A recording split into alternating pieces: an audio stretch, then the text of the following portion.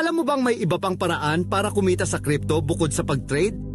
Iyon ang ginagawa ni Liquify, isang DeFi protocol na may sariling token na tinatawag na LFY.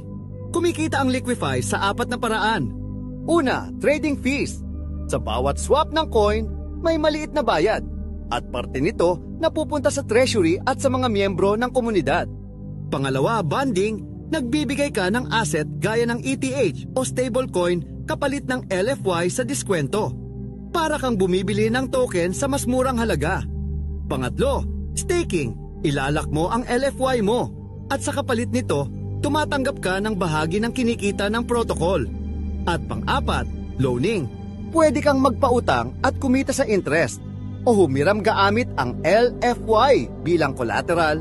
Simple lang. Mas maraming gumagamit ng Liquify, mas malaki ang kita ng buong komunidad. Kaya kung gusto mong kumita sa DeFi at hindi lang sa hype, subukan mo ang Liquify.